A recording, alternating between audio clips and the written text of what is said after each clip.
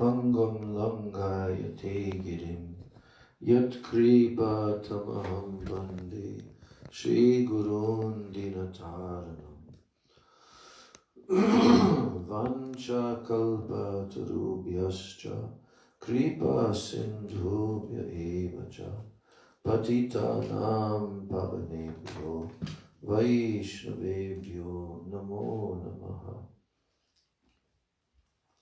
Namo Mahabhadanyaya Krishna Prema Pradayate Krishnaya Krishna Chaitanya Namne Gaura Tishe Namaha Nityanandam Namastubhyam Premananda Pradayane Kalau Kalamashanashaya Janava Pataye Namaha Panchatattvaatmakam Krishnam Bhakta Rupa Swarupakam Bhaktavataram Bhaktakyam Namami Bhakta Shaktikam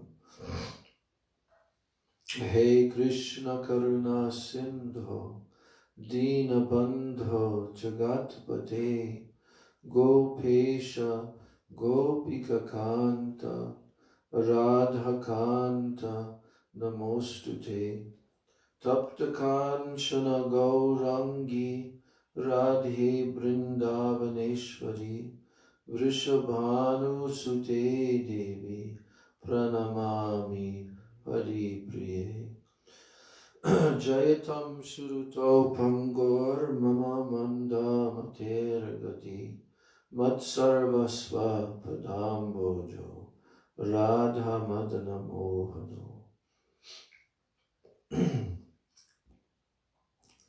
Divyad Vrindaranya Kalpadrumadha Srimad Ratnagara Singhasanasto Srimad Radha Srila Govinda Devo Preshta Libhi Sevyamano Smarami Shimandra Sarasarambhi Vam Shivata Tatakstitaha Karshan Venu Swanayir Gopir Gopinata Shriyestunaha Bhaktya Vihina Aparadha Lakshay Kshiptascha Kamadi Tarangamadye Kripa Maitvam Sharanam Prabanna Brinde Numaste Charanaravindam Brinde Numaste Charanaravindam Shri Krishna Chaitanya Prabhu Nityananda Shri Advaita Gadadhar Shivasadi Gaura Bhakta Vrinda Hare Krishna, Krishna Krishna, Hare Hare, Hare Rama, Rama Rama, Hare Hare, Hare Krishna, Krishna Krishna, Hare Hare, Hare Rama, Rama Rama, Hare Hare.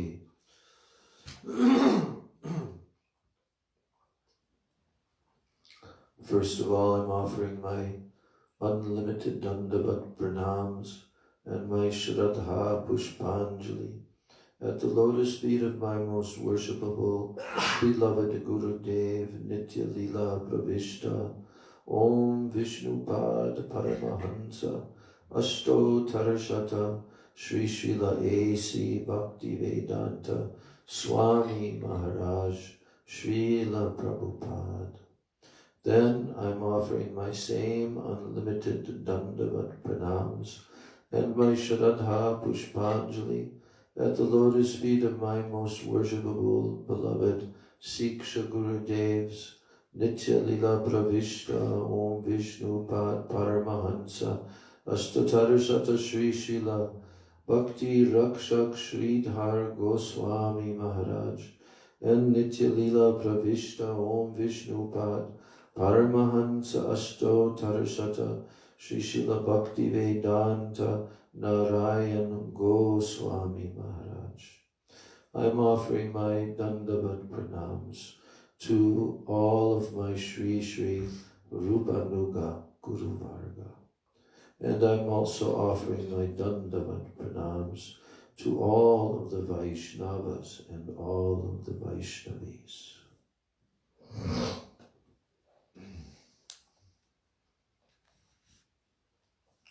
Sri Vilapa-kusumanjali by Srila Raghunath Das Goswami Pad, presented by our Gurudev, Srila Bhaktivedanta Narayan Goswami Maharaj. And we have completed up to verse 4. So today we'll begin with verse 5. So I'm reading the Sanskrit for the 5th verse. Yomam dustarageha nirjalamaha kupada para klamat sadyak sandra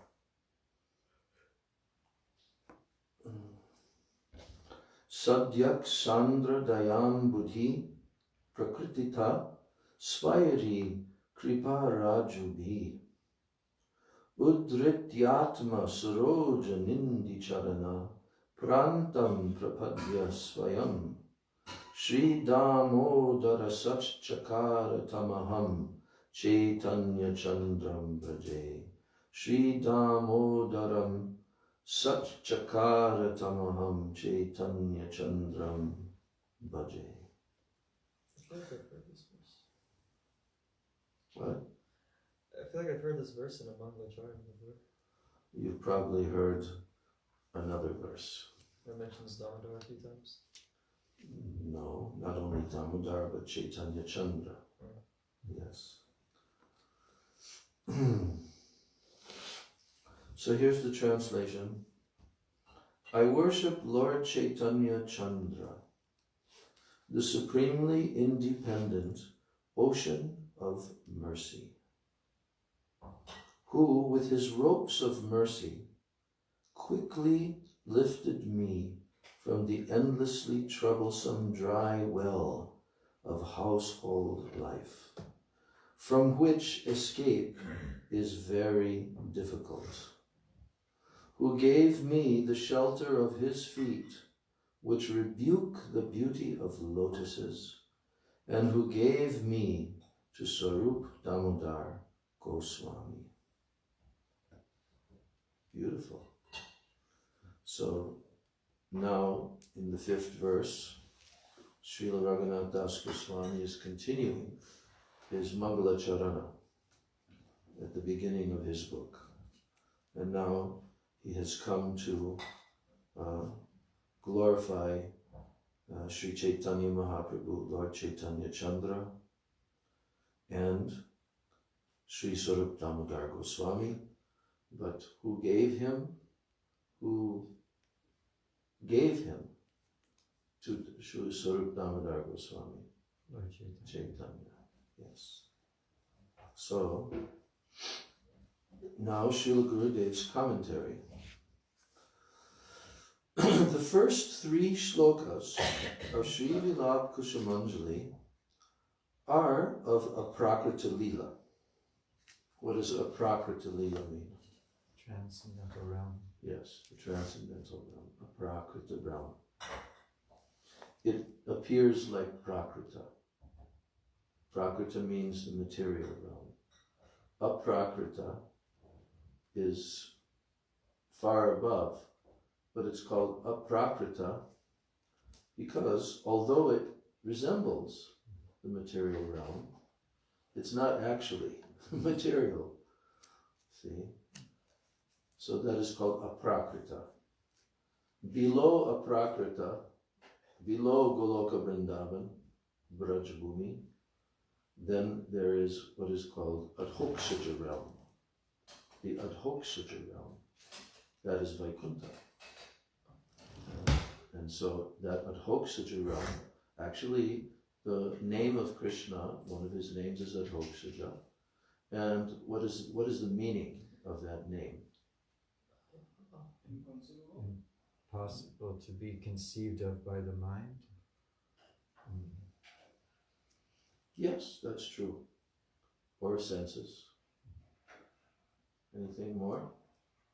Beyond the senses? Yeah. Srila Sridhar Maharaj explained this name of Bhagavan, Adhoksaja. It comes from the word adha, kshaja.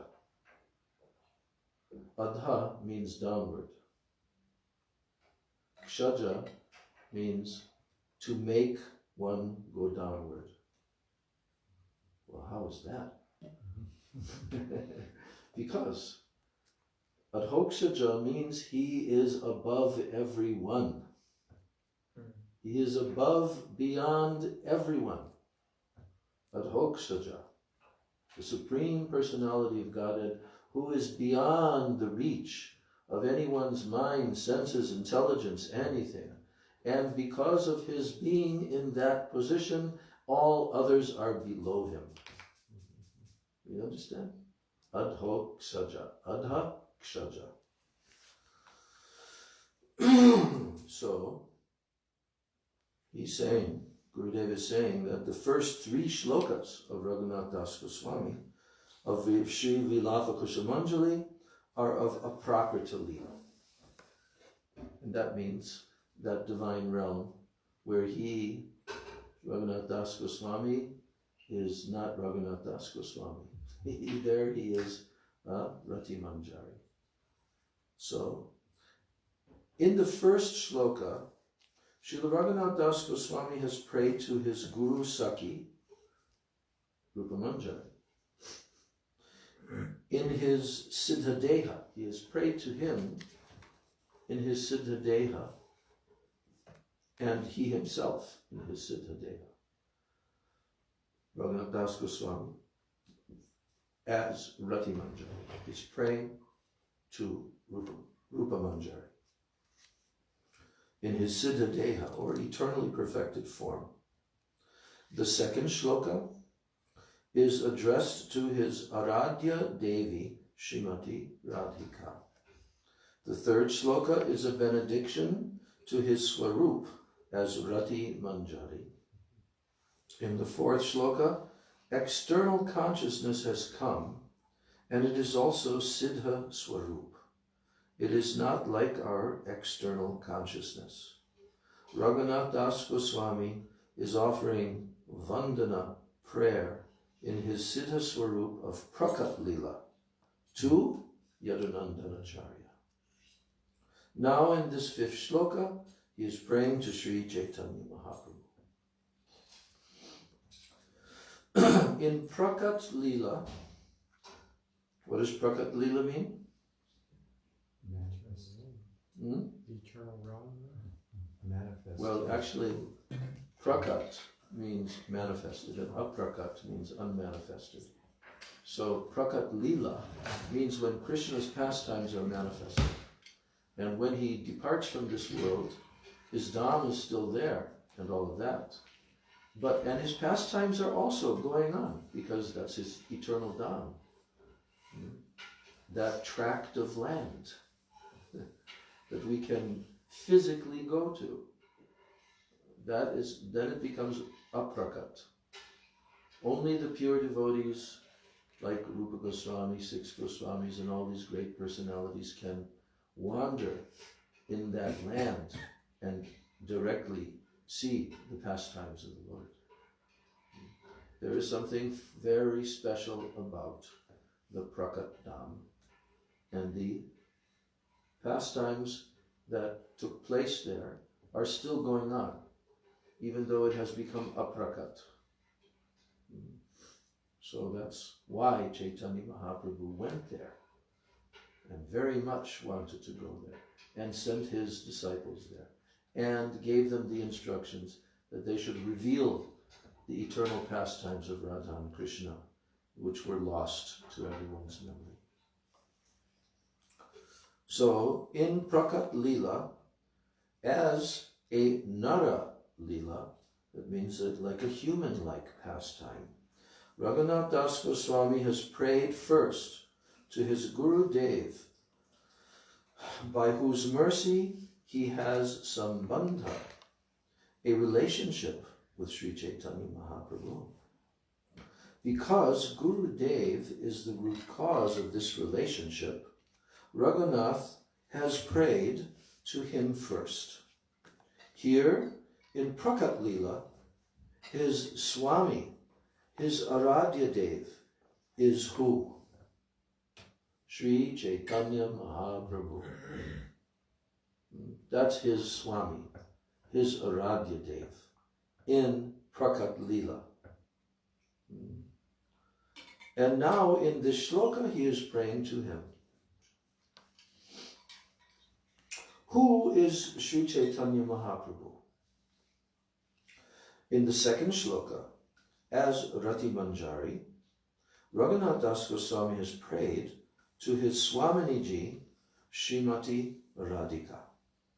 Here, the same Srimati Radhika is now addressed as Sri Chaitanya Mahaprabhu.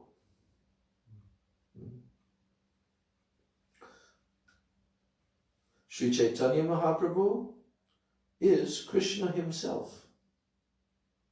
Yet, having forgotten that he is Krishna, he now thinks that he is Radhika. Krishna has tadatma bhav with Radhika. As iron in fire becomes like the fire itself, the iron has no idea that I am iron. It thinks I am fire. Similarly, Krishna does not know that I am Krishna. He only has the feeling that I am Srimati Radhika. This is Sri Chaitanya Mahaprabhu. In this way, the second and the fifth shlokas are parallel. The second in Aprakat Leela and the fifth in Prakat Leela. Swaminiji, Srimati Radhika, appears in both, except that in this shloka, the name is Sri Chaitanya Mahaprabhu. So what is Gurudev saying? He's saying that Sri Chaitanya Mahaprabhu is who? Huh? Sri Radha. Yes. Yes. This is the prominent. Yes, he's Krishna, but he's forgotten. Now he's only thinking in Tadatmik with Srimati Radhika. So therefore, Gurudev is saying that Raghunath Das Goswami first offers his obeisances directly to his Swaminiji in what? In the Aprakat Leela. And in the Prakat Leela, now Sri Chaitanya Mahaprabhu is that very person, his Swamini, but has taken this form. Okay, now Gurudev is going to tell us about the very dangerous dry well. What could he be referring to? The very dangerous dry well. Impersonalists? Family life? Huh? Family life? Yes. Because what did Raghunath Das Goswami say in the shloka? He's glorifying and worshipping Lord Chaitanya Chandra, the supremely independent ocean of mercy, who with his ropes of mercy quickly lifted me from the endlessly troublesome dry well of household life, from which escape is very difficult. That's all in the verse. Who gave me the shelter of his feet, which rebuked the beauty of lotuses, and who gave me to Swarup Damodar Goswami. So now Gurudev is going to tell us about the very dangerous dry well. Yomam dustarage hanirjala maha kupad apara klamat. Whoa. Now that I understand the topic, now each of these words jumps out. Because kupa means what? Well. It means a well. Okay? Maha, dushtara geha nirjala.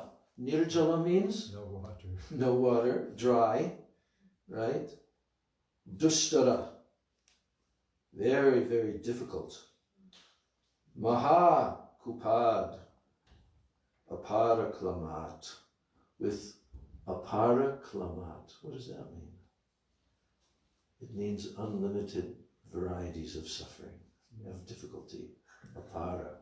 Apara means, unlimited. So let's see how Gurudev manifests this. Here, the word yo, because it starts with yo.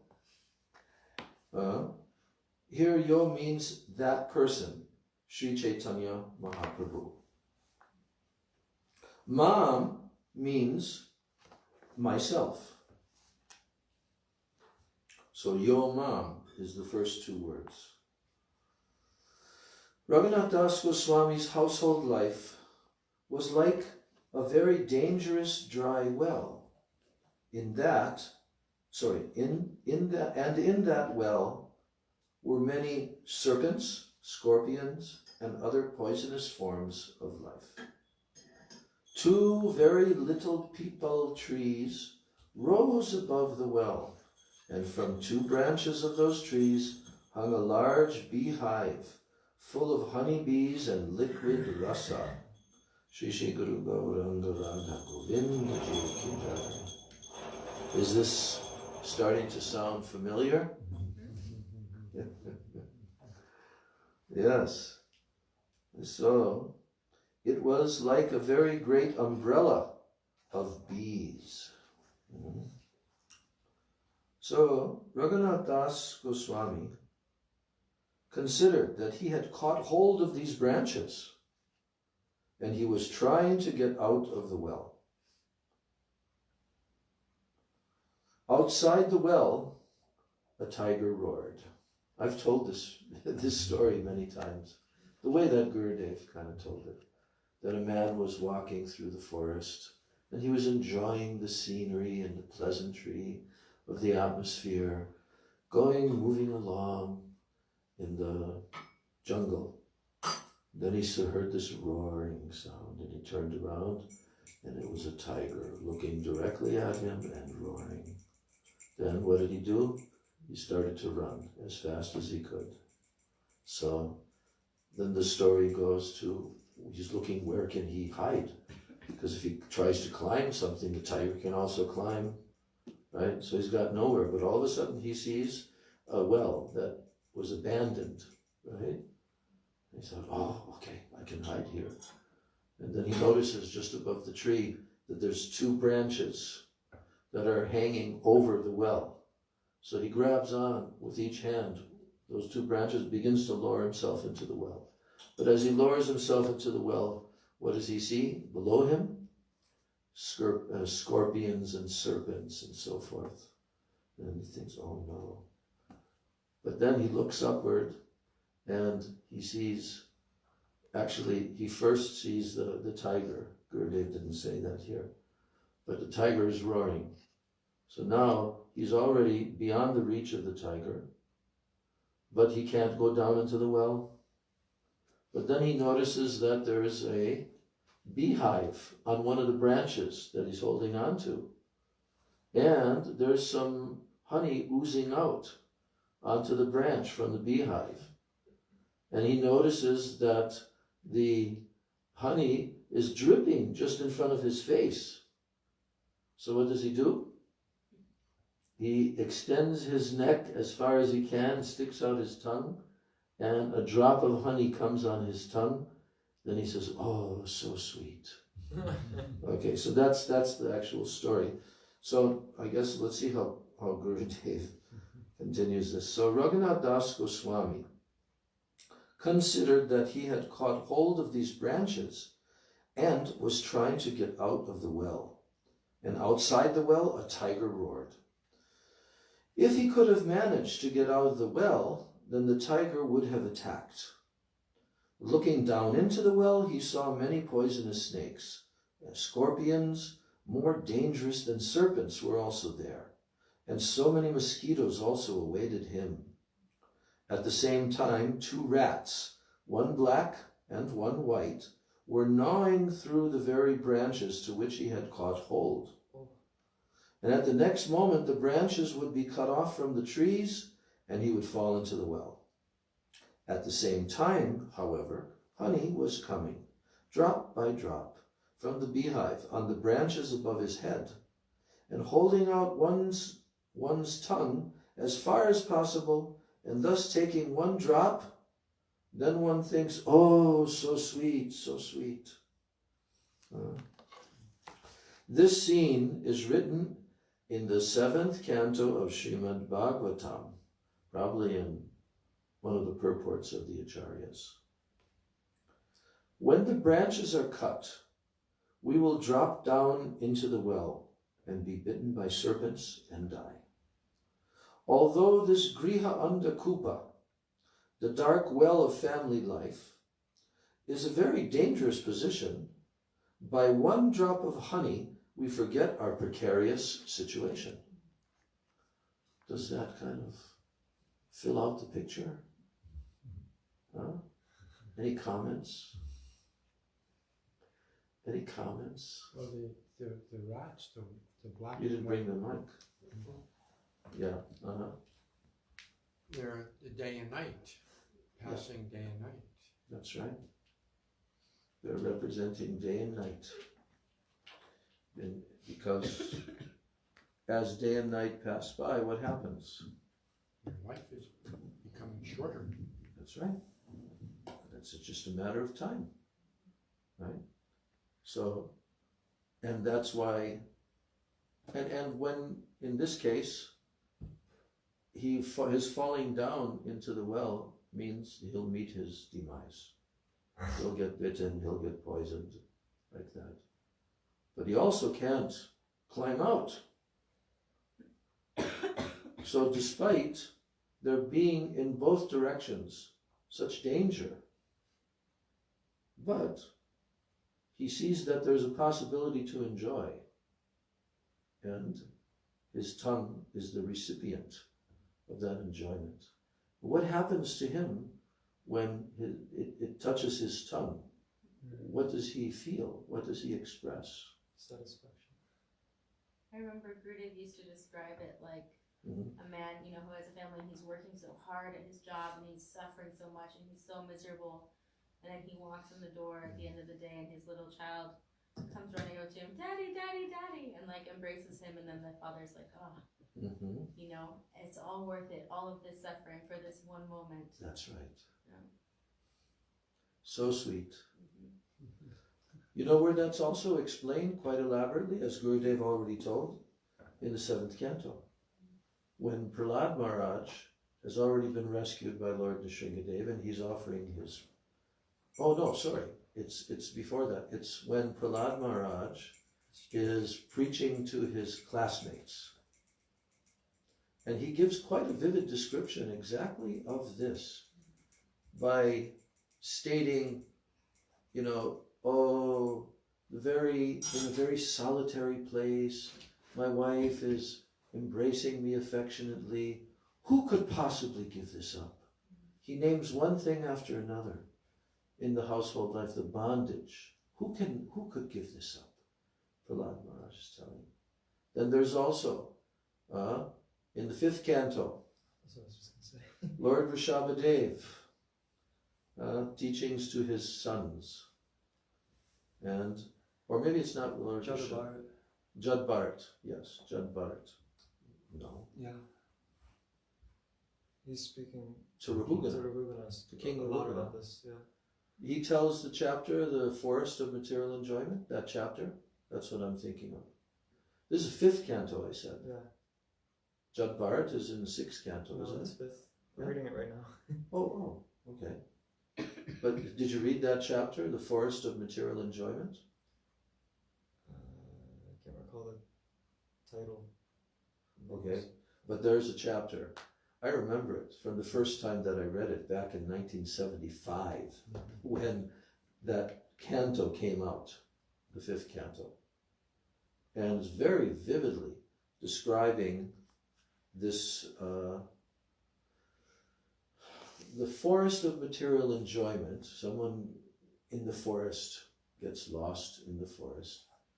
And it's describing that in family life, all the different individuals of the family, the children, the wife, this and that, what they're doing is they're exploiting the person.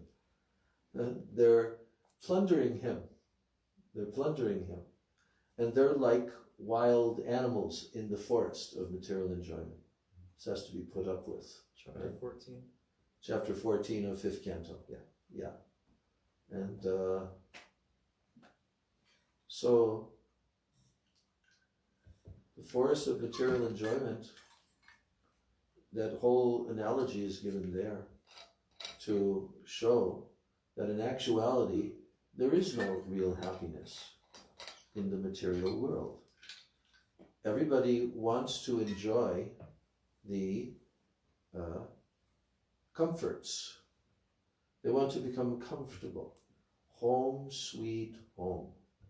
Right? Srila Sridhar Maharaj often uses that term. Home, sweet home. Right? You've heard that? How he's used that term before? You know? But he's talking in the spiritual sense. That this material world is like a place where a person is wandering all the time. Like a stranger in a strange land. So the Jivatma is going through life after life. And again repeating the same. That's why Prahlad Maharaj has referred to it as Puna Puna Charvita Charvananam. That means again and again, Puna Puna Charvita Charvananam. Chewing that which has already been chewed. So, Srila Bhakti Sridhar Maharaj, he explained, I love this term. He says, what is married life? He said, legalized dacoitry. You ever heard that one? No. Yeah. Legalized dacoitry. Because what does a dacoit do? A dacoit is a person who, as you're passing by the road, this dacoit comes, and like a thief. They use that term. Is that an English word? Dacoit. Yeah, is it? Yeah. Old English term. Dacoits. Sometimes they take words from India, like thug was Yeah. from India. Okay. So legalized dacoitry is what? Household life. Because if persons are not known to you and are not dear to you, Jai Ho. Thank you, birthday boy. Oh. He's giving out gifts because it's his birthday. So, dacoitry is criminality, thieving, like that. But legalized dacoitry is different. Now they have legal rights to plunder. Yes, the wife has the legal right to plunder the husband and vice versa, and the children have the legal right. But the illusion is that, oh, so sweet, so sweet. Prabhupada would call them legal pickpockets. Yeah, there you go. He took that from Srila Sridhar Maharaj. My wife is so nice. She's taking my money. She is so nice. Yeah. Yeah.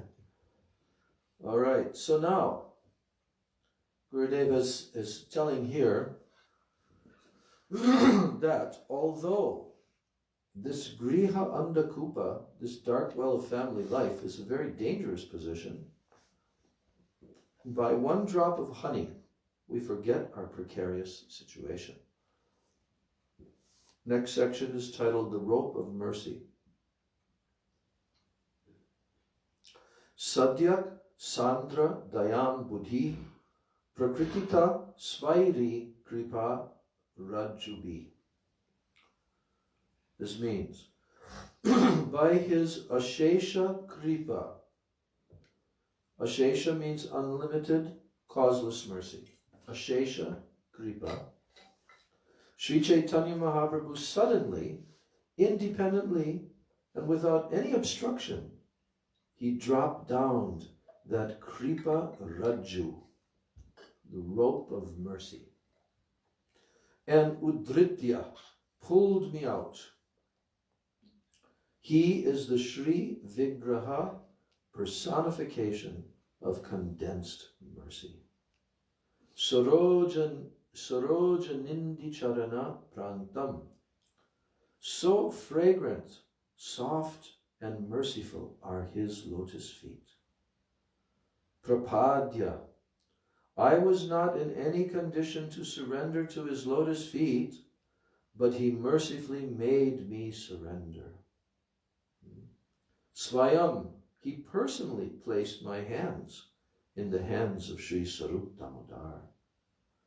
Damodar Sach Chakara. He told him, now Raghunath is yours. Please support him and give him nourishment in the form of Siddhanta, Rasa, and everything. How merciful Sri Chaitanya Mahaprabhu is! Exclamation mark.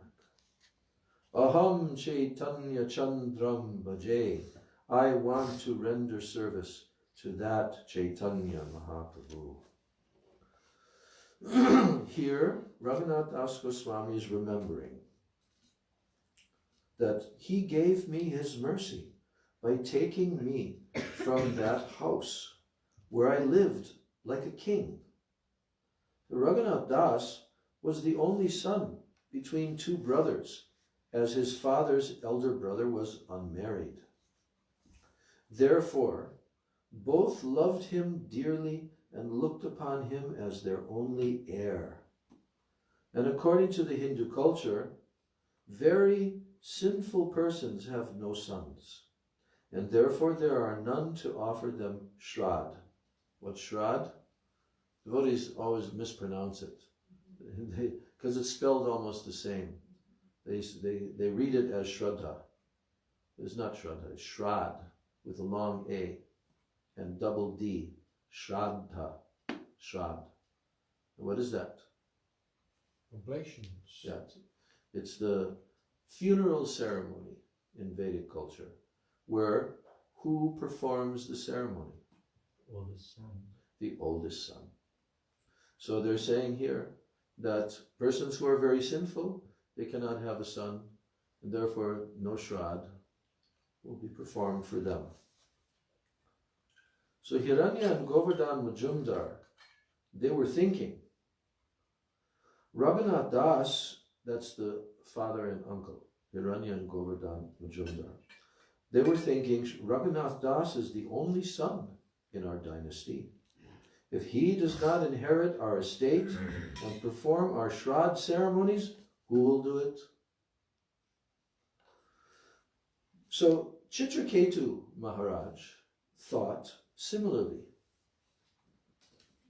You know Chitraketu? Chitraketu was a very, very great king. And he was also thinking like this.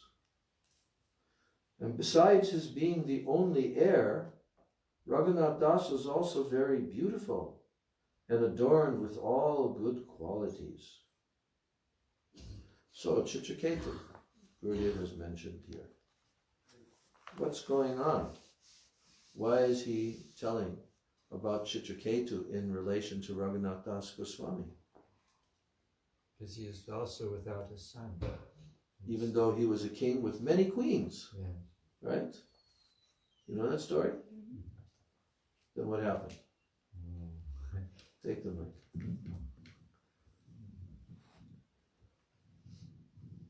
So he did receive the benediction. Was it from a famous rishi? It was. Yes.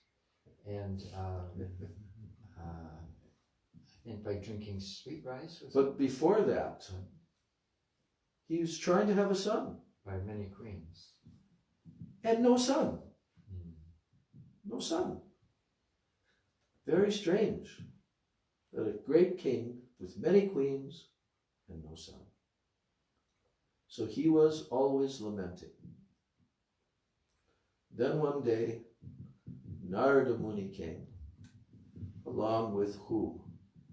Parvat Muni. Parvat Muni came there, not Narada. Parvat Muni came, because Parvat and Narada, they traveled together, they're very close. So, but Parvat Muni came there. And the king greeted him as a great sage, and the sage inquired into the well-being of the king and so forth. And then the king expressed, I cannot have a son. And then the rishi said, we can do something about that. And he performed a certain kind of yajna and had, I think it was some sweet rice perhaps, given to his main queen, right? And he told that you will become pregnant in course of time and the son will come. So now the shroud of great lamentation was lifted, and so gradually she became pregnant and a son was born. And now in the palace there was so much joy, but what else was happening? This is one of the cautionary tales not to take more than one wife. So the main queen became pregnant, delivered, but there was envy and jealousy among the co-wives. And Who then plotted to kill that descendant. by how? It was poisoned. Yeah. And so it so happened that Did you ever do that drama? Oh, you did, huh? Oh, she should speak. Oh. So the cause of happiness became then the cause of the greatest suffering. That's the... Oh, yeah, okay. Because the dialogue, when Parvat Muni gave the benediction and all of that, but he told him, Harsha Shoka. Harsha means happiness, Shoka means lamentation. This child will be the source of both great happiness and great lamentation. So, of course, everybody in the material world, they think that this is an okay trade-off. Okay, I have to suffer a bit, but I get my happiness, right? So, and because they're thinking, oh, now I'm so happy, now my desire is fulfilled, etc., etc. So they become very, very attached. And then, when fate strikes and that happiness turns to absolute sorrow, oh, then they lament. So when the child was killed by the co-wives, oh, now there was nothing but crying and lamentation. And even the co-wives were feigning tears and crying. Otherwise they'd be discovered, right? So now, shortly after, Parvat Muni returned to the palace. Wait, how did it go now? Was that when he returned? I think the Muni returned with Narada. Yeah, and then they did mantras. Narada Muni, I think, did mantras and brought the son back to life. Right. And then That was Parvat Muni. yeah, King. Or was it Narada Muni? Because the thing is, here's the thing. That rishi, Parvat Muni, he became the son. That's the thing about it. That's the thing about it. Because that was not in the destiny of the king. So in order to shift that destiny, he personally manifested as the son. So that's why I think in the second case, he wasn't there. Narada came on his own because he was in the form of that son. And then what happened? Narada Muni brought the son back to life, and King Trishaketi Maharaj and the mother were like, "Oh, my son, my son, my son!" And he said, "I'm not your son. You are not my father. You're not my mother. I've had many fathers and many mothers. So I don't remember the whole Yeah. dialogue, but basically the idea of like this is a temporary relationship, Right. dependent only on the material body, and that this is not permanent. Right. So that king, Chitraketu, he was relieved by transcendental knowledge. Okay? And he became a very, very great Vaishnava. So great that was it that he was this in the heavenly planets? Because he had an aerial plane. Was this in the heavenly planets or on the earthly With Lord plane? Shiva? Well, yeah, when he went to see Lord Shiva, but he was traveling in an aerial craft, right? And he actually had come to the point of pure devotion at that stage and given up his kingdom and everything. But then he saw his godbrother. You know who his godbrother is? Shiva. Lord Shiva. How are they godbrothers? Is Nardamani both of their groups? Well, because, first of all, they're both worshipping who? The form of the Lord that they both worship. Huh? Narayan? Vishnu? What form of the Lord is at the bottom of the universe? The Shesha, but so I thought it was. But in he has a form. That's in the 5th canto. Huh? I thought it was Sankarshan. Varaha? Yes, Sankarshan. like that. Sankarshan. Because Lord Shiva also worships Sankarshan. So when he was coming in the aerial plane, he looked down and he saw the scene below of all these great sages.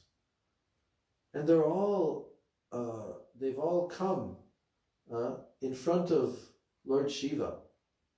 And Lord Shiva's narrating some transcendental Katha. But Lord Shiva is naked.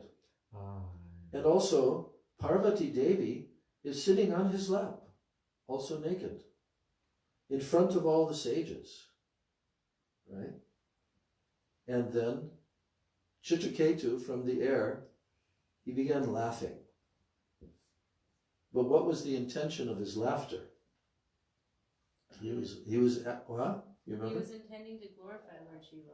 Right. I mean, look at him, he's so free from Yes. any kind of lust or bodily conception that he can sit naked with his wife on his lap and there's absolutely no lust or no material desire. And in front of all these sages, like that.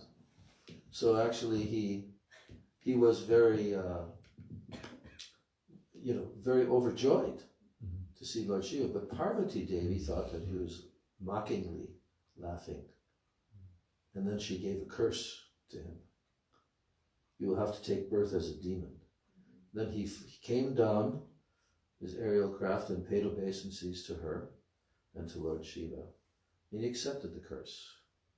So, who did he become? Vikashura. Vritrashura. Very important chapters in Srimad Bhagavatam. And the most important part of them is when he's being killed by Indra. And he's praying to the Lord as with a mood of separation. He wanted, yes, kill me as quickly as possible. Then I can be reunited with my Lord like this. Amazing, amazing. So, anyway, Gurudev said that Chitraketu Maharaj thought similarly. And that's because of his not being able to have a son. So besides his being the only heir, Raghunath Das was also very beautiful and adorned with all good qualities. He was very affectionate to his father, to his mother, and to all others. And thus everyone was very attached to him. It is generally difficult to come out from that type of atmosphere and perform bhajan. Generally, it's difficult to come out from that type of atmosphere and perform bhajan. We see it all the time. And Gurudev has seen it millions of times more than us. However, my Guru Maharaj has said, and I have also seen, that those who come from such surroundings can do Hari Bhajan and leave behind their opulent life. They can love Radha and Krishna and Chaitanya Mahaprabhu to the fullest extent. Those who don't come from this type of atmosphere, who have no one to love them, no child, no one to love, and nothing to leave, and who are poor like beggars, they can never do bhajan or love Krishna. If they adopt the dress of a sadhu, they will simply try to collect all those things left behind by those who have renounced everything. But on the other hand, those persons who are like Raghunath Das Goswami and who have left their homes will leave everything just as he did, and they will surely serve Krishna. Interesting observation Gurudev is making. And he's using the example of his own Guru Maharaj. So it takes very much to leave opulent life behind and all of that. Not so difficult for those who don't have anything to leave. But yet, those who are so determined and they leave that and they fully dedicate themselves, yes, then they can develop love for Radha and Krishna. So now, the next section is, why does the Gaudiya Mutt take the cream of society? You ever heard that before? Yeah, Gurudev used to refer how all the cream of the youth came to the lotus feet of Srila Bhaktisiddhanta Saraswati Thakur. Great, great intellectuals, very qualified personalities. And some persons, he's going to show there's a dialogue here now. Gurudev is going to explain this.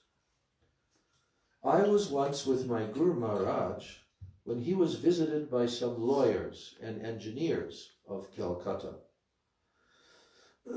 At that time, a beggar approached them.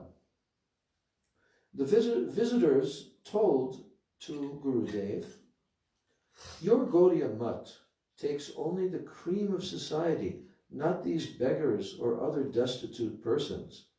Can you keep this beggar? So it's almost like a challenge, you know. Then Gurudev told them, yes, I will keep this beggar, but I think he will not live here. Then they asked, why? No, surely he will stay here. And Guruji then told the beggar, by hard labor, you beg for everything. Come and join our society. We will supply you everything you need. Is there anyone or anything in your house? He answers, no, I have nothing. Do you have any children?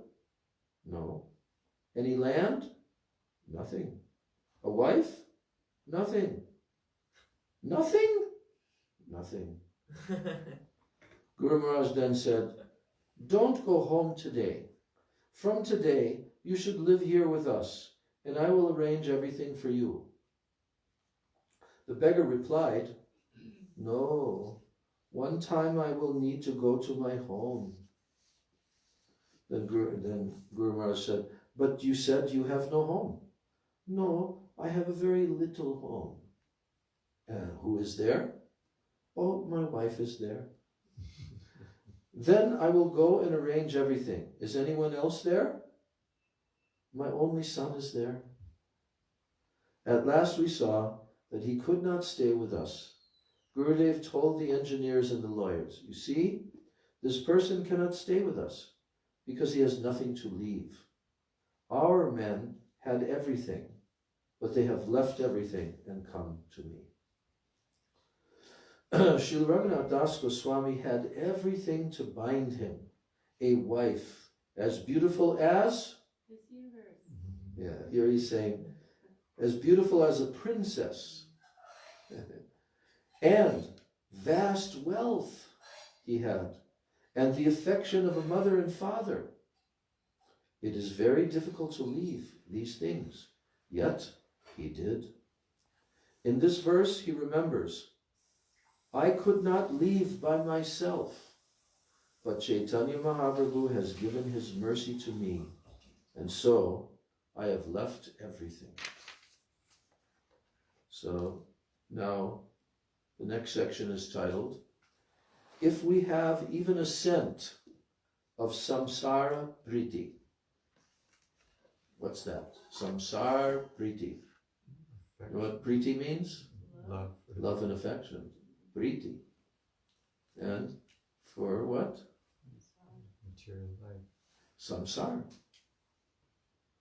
So, in order to perform bhajan like Raghunath Das Goswami and thereby attain the lotus feet of Sri Chaitanya Mahaprabhu and Radha Krishna, we will have to give up attachment for deha, this body, and dehika, that everything related to this body.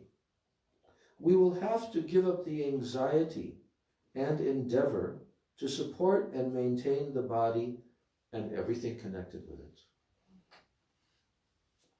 Sri Chaitanya Mahaprabhu left his home, did he not? Did Mahaprabhu leave his home? Yes. Having a home is not the criteria for being called a grihasta. Renunciates also have a home for living, but that does not make them grihasta. One who has a grihini, a wife, in the center, and who does everything for the family, is called grihasta, or, what's the other? Yes.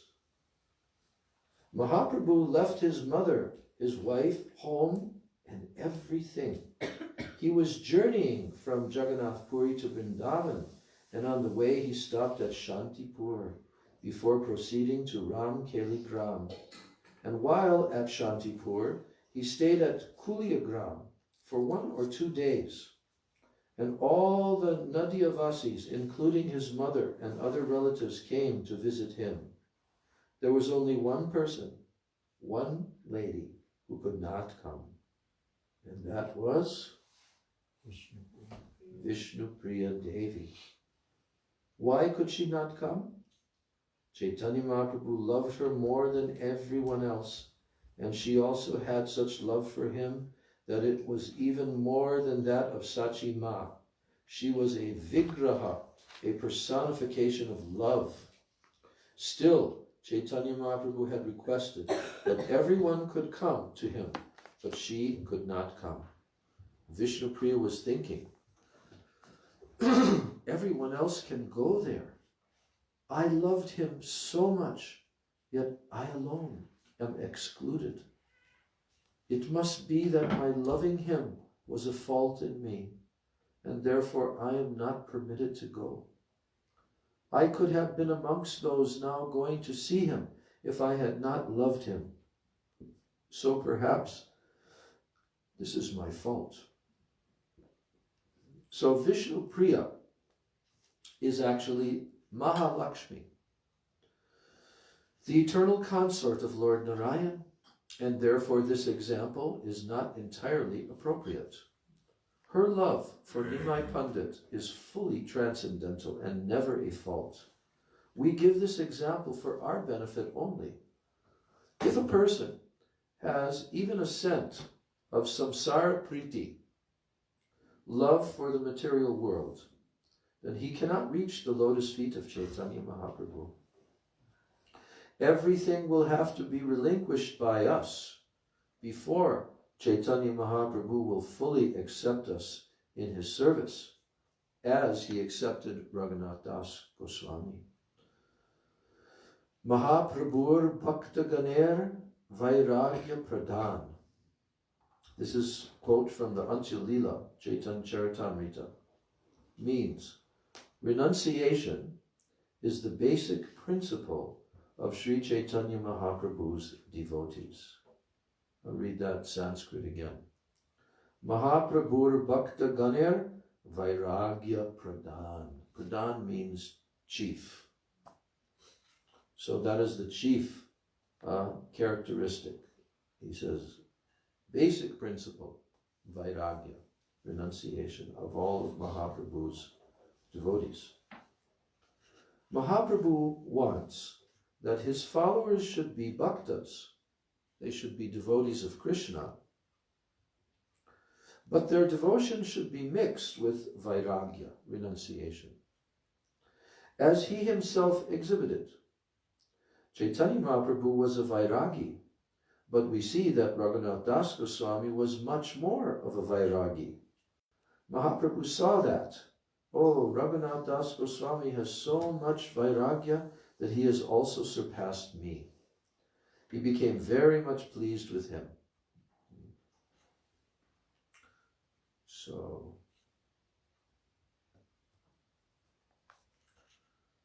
a lot of us, we had an ordinary material life before we came to this pathway, correct? Yeah? Were we born in a Vaishnava family? One of us here was.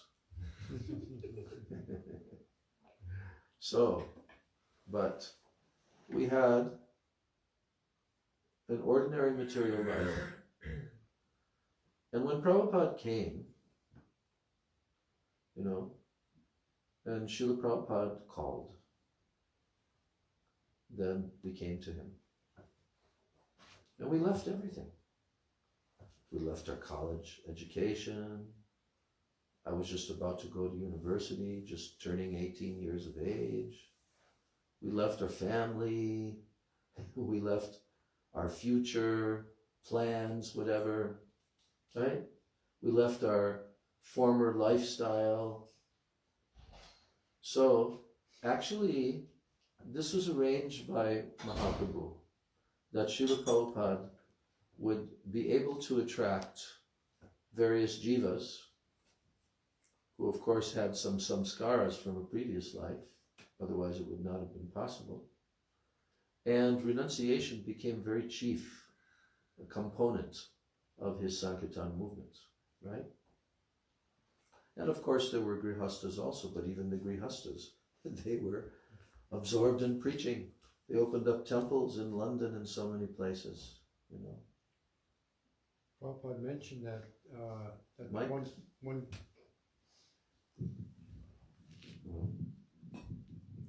Prabhupada mentioned how renunciation was a quality of his disciples. They were able to renounce everything. Yeah. Because like in India, the culture there is entrapment in household life. Very difficult for them to let their sons or daughters go like that. No, they've got a life plan, they have to follow that. They're trapped, very much.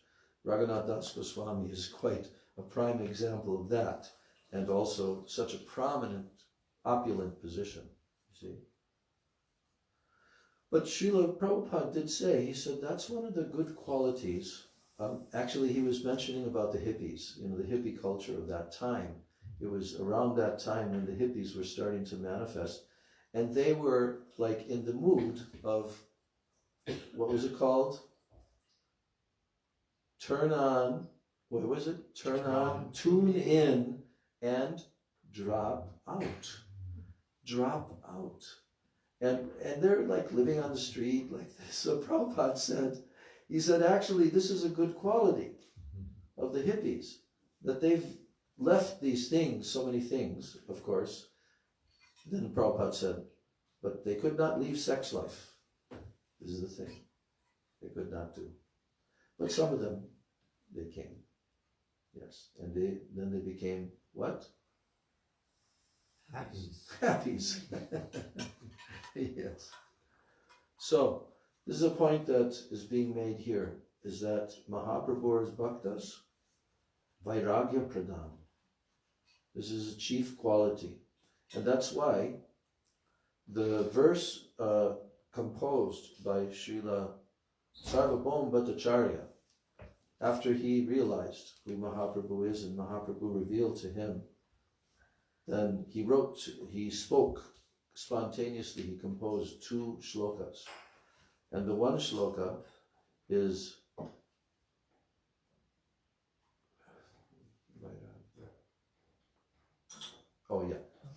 Vairagya Vidya Nija Bhakti Yoga Siksharkam Ekam Purushak Purana Sri Krishna Chaitanya Purushak Purana Sri Krishna Chaitanya, I'm forgetting the Sanskrit, Shariradhari, Sri Krishna Chaitanya Shariradhari, Yastamaham Prapadye. I surrender to that Sri Krishna Chaitanya Mahaprabhu, who is the Purushak Purana. He is the very ancient Supreme Personality. But now he has appeared as Sri Krishna Chaitanya to teach Vairagya Vidya. These 2 things. Renunciation and knowledge. Nija Bhakti Yoga. He came to teach his own bhakti, which is mixed with Vairagya and Vidya. So, here the section is the meaning of Vairagya, becoming like Krishna's flute. Vairagya means giving up all attachments and becoming empty, like a hollow vamshi. Krishna's full breath can pass through his vamshi without any obstacles at all. Sri Chaitanya Mahaprabhu, or Radha and Krishna, desire that their followers become like a vamshi, like Raghunath Das Goswami, without even a scent of attachment to anything of this world, so that only Krishna's breath will pass through. Then they will fully bestow their mercy, and those followers will accept that mercy. A person who has even a slight attachment cannot have this. As a Maha Vairagi, Raghunath Das Goswami had all the qualities required to be accepted into the service of Sri Chaitanya Mahaprabhu. There's a verse quoted here from the 9th canto of Srimad Bhagavatam, where Krishna himself is saying, Ye daragara putrapta pranan vittam imam param hitva mam sharanam yata katam tams tyaktam utsahe. This means, since pure devotees renounce their houses, their wives, children, relatives, engagements, and even their lives, simply to serve me, without any want for material gains in this life or in the next, how can I forsake such devotees at any time? Huh? This is how Krishna is thinking. He's telling that, from the side of his devotees, they've given up everything for him. And of course we know that the topmost devotees gave up everything beyond everything. And who are they? The Braj Gopis. And Krishna said, I can never repay you, napadayeham. So even in this case of his devotees within this world, Krishna sees how they have given up everything. And that's why he can't forsake them. I was wondering, it said that Krishna cannot hear the prayers of someone who has not developed the 6 qualities of surrender. Yeah, we spoke about that yesterday. in the evening class? Yeah, okay. She must have been tuned in. She wasn't here, yeah. I've been sick. Yeah. But but Chaitanya Mahaprabhu is even more merciful than Krishna.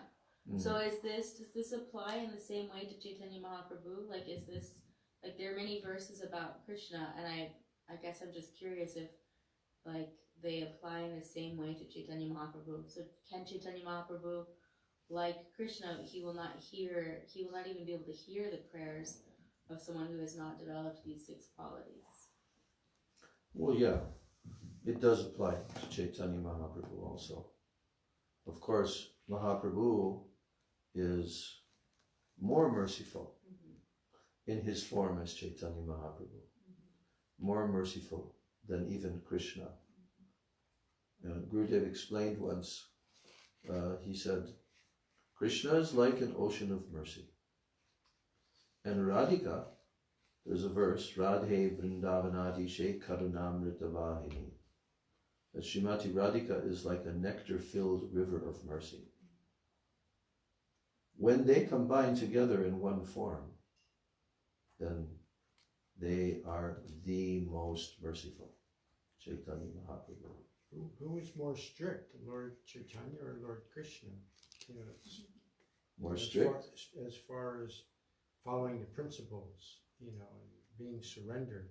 Well, Krishna, in his form as Shyamasundar, he's the Rasika Shekhar. So his pastimes, they are expressing his desire to taste rasa. Now, Chaitanya Mahaprabhu also is desiring to taste rasa because he's Krishna, who has come with the bhav and kanti of Srimati Radhika. But he wants to taste rasa from the position of the ashraya, like we were talking, ashraya vigraha, not vishaya. So, Chaitanya Mahaprabhu, he comes in the form of a bhakta to teach. Krishna, he teaches on the battlefield of Kurukshetra, like that. But Chaitanya Mahaprabhu's pastimes are full of Mahaprabhu even teaching through his own bhaktas, chastising them, like that. So in so many ways, Mahaprabhu's mission externally as a renunciate, like Srila Sridhar Maharaj said, Mahaprabhu's renunciation is mostly for the jivas. Is mostly for the jivas, because he fulfilled actually his desire in Navadvip Dham, in the kirtan and tasting all the moods of Srimati Radhika and everything. But his renunciation, his last part, 24 years, is for the jivas. And Mahaprabhu showed the example by him on his own as being a very, very strict sannyasi, right? And he was also strict with his devotees, you know, Junior Haridas, Chota Haridas, like that, you know. So in Mahaprabhu is teaching how to attain this perfection of what he has come to give. And you know, the example is there of Srila Raghunath Das Goswami and the other 6 Goswamis. They left everything. Tyaktva Turna Mashesha Mandalapati Shrenim Sada Tutchavat. The 6 Goswamis came from very opulent aristocratic positions, mostly, like Rupa and Sanatan and Raghunath Das Goswami, but they were all coming from a background that they were materially very well off, right? So, but they left everything. And Chaitanya Mahaprabhu, he appreciated so much this sacrifice of renunciation.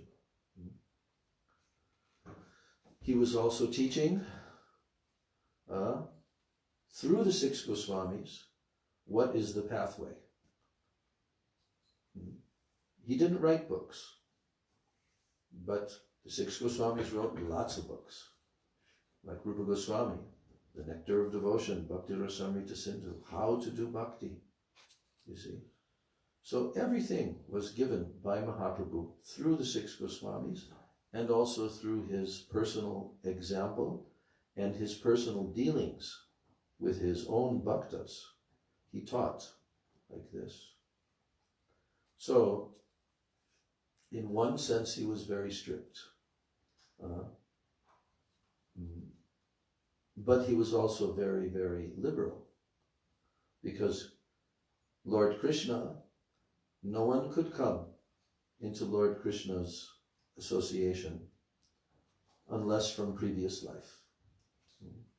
But Chaitanya Mahaprabhu made available that which had not been given before by anyone. Even Krishna had not freely given, you see.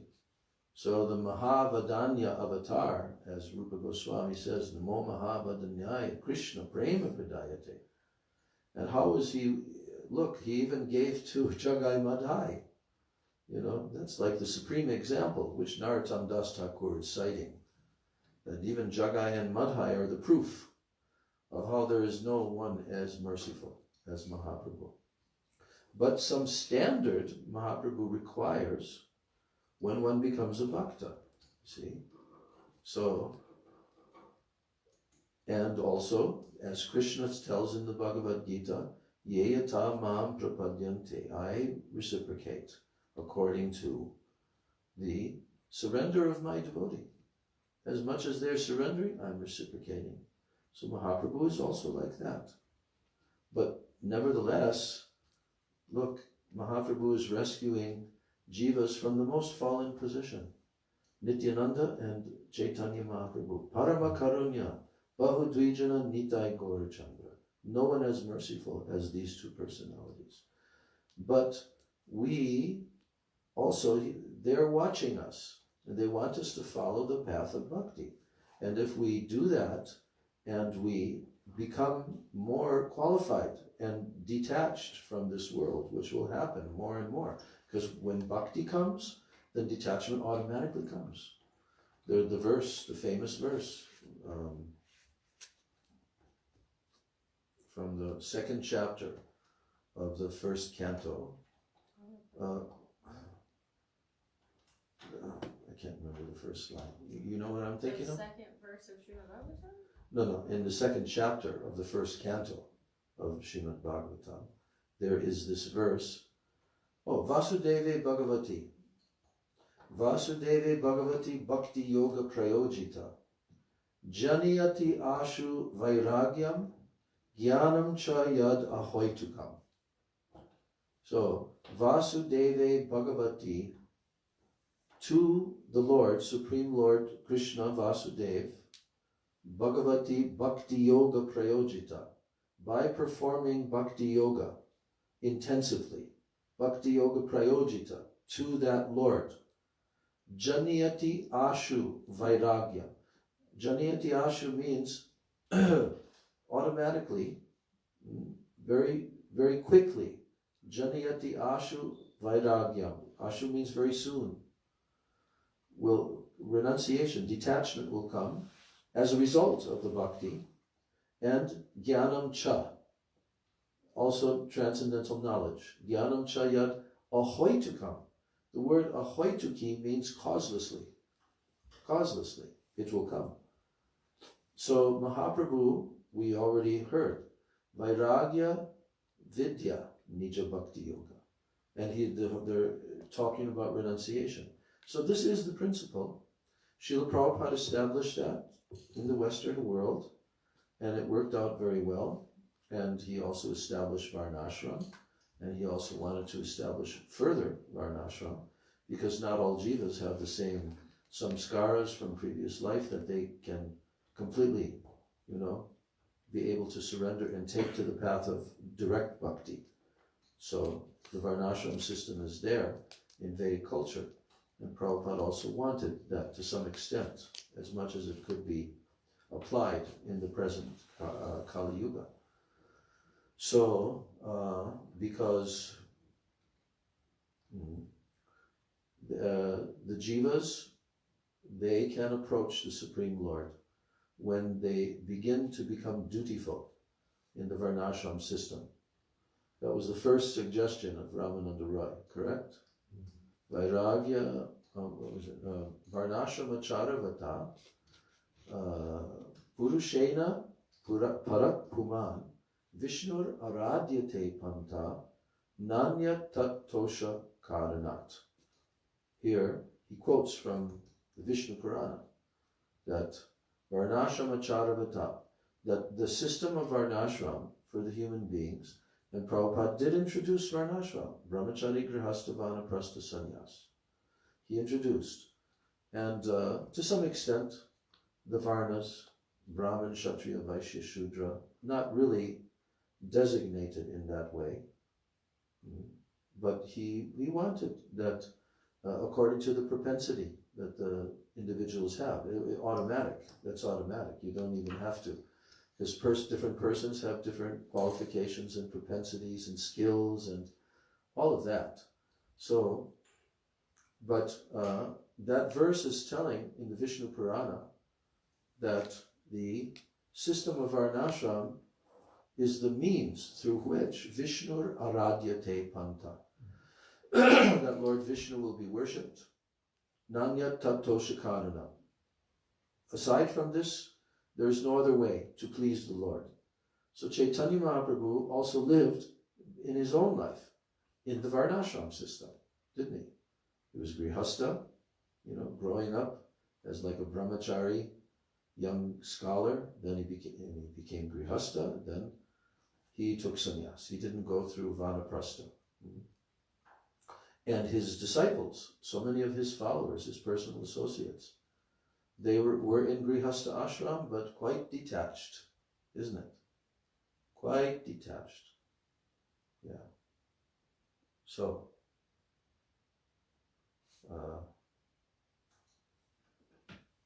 so you had asked a question.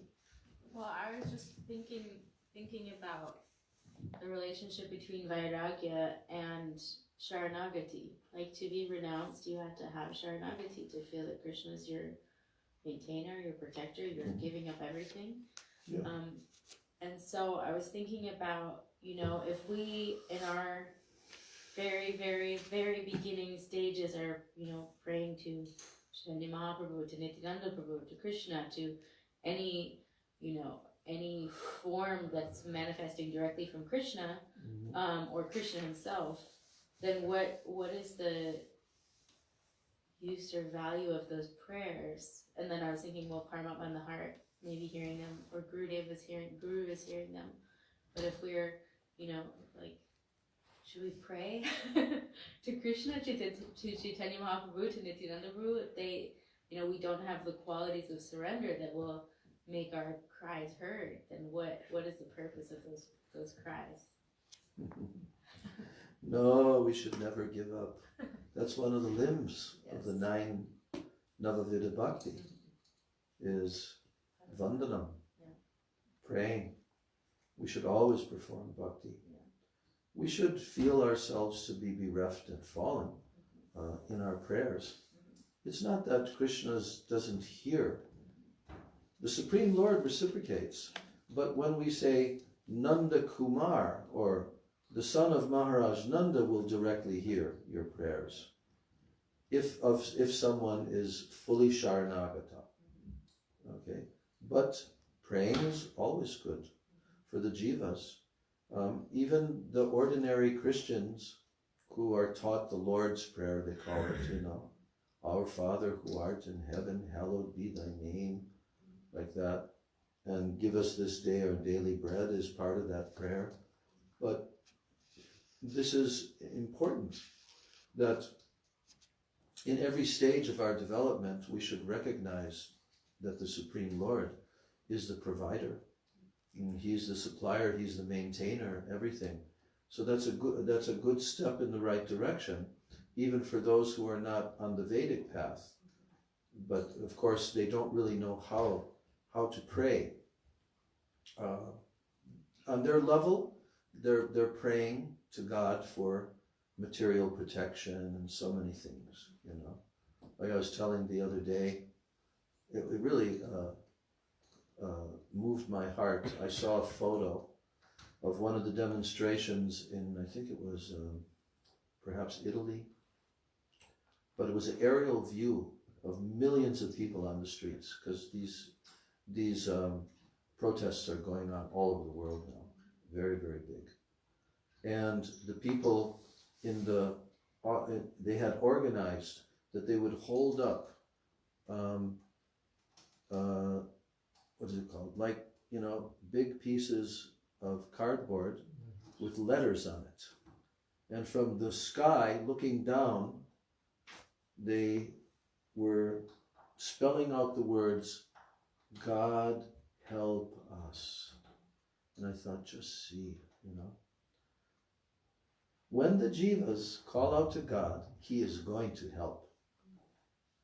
How does he help?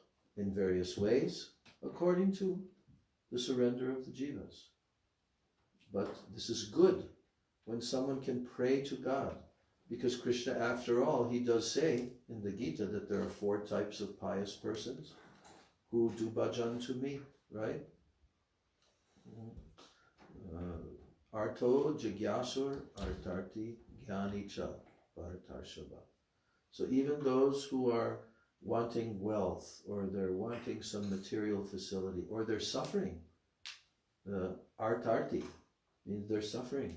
So these people, they're suffering, and they're calling out to God is such a good thing, because most of the time people forget God, in general. But now, the intensity of their predicament and their suffering, they're praying for God to help them, you see. So, yeah, we should always pray. We should not give up the prayers, but we should pray sincerely the prayers that we are given by our acharyas, and they're so powerful. I was just thinking today that the Thanksgiving, is just a few days away. And I remember last year being here for that, and I was thinking, I think there's a number of places in our Shastras where thanks are being given to the Supreme Lord. And one of the main ones, I started to think of different parts of the Bhagavatam and so forth, different prayers by personalities.